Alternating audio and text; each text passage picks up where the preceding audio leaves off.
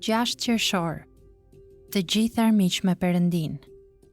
Edhe ju që dikur ishit të huaj dhe armiq në mendje me veprat tuaja të liga, tani ju pajtoj në trupin e mishit të tij me anë të vdekjes. Kolosianëve 1:21-22. Lajmi më i mirë në botë është se largimi ynë nga Perëndia ka marrë fund dhe jemi pajtuar me gjykatësin e gjithësisë. Perëndia nuk është më kundër nesh, por është për ne. Të pasurit e dashurisë së gjithë pushtetshme në anën tonë e forcon jashtëzakonisht shpirtin.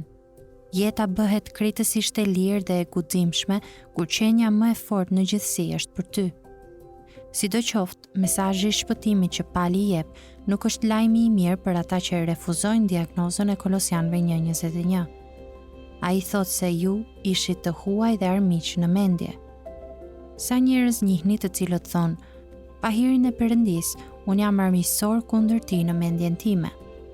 Njerëzit rrallëherë thonë, e urrej Perëndin. Prandaj, çfarë do të thotë Pali me fjalët që njerëzit janë armiq në mendje ndaj Perëndis, para se të pajtoheshin me anë të gjakut të Krishtit?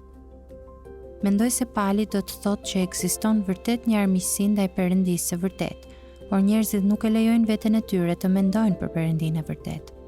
Ata imagjinojnë Perëndin të jetë ashtu siç ata do të donin të ishte, gjë e cila rrallëherë përfshin ndonjë mundësi që ata mund të jenë vërtet në telashe serioze me të. Megjithatë, për sa i përket Perëndisë që ekziston me të vërtet, një Perëndi i cili është sovran mbi të gjitha gjërat, përfshirë këtu edhe sëmundjet dhe fatkeqësitë, Pali thotë se ne të gjithë ishim armiqësor ndaj tij. Thellë ne e urrenim fuqinë dhe autoritetin e tij absolut.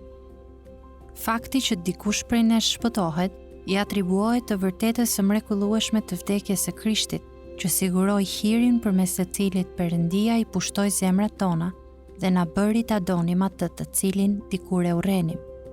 Shumë prej nesh jemi ende duke mësuar si të mos jemi armiqësor ndaj Perëndisë. Është gjë e mirë që ai është pafundësisht i duruar.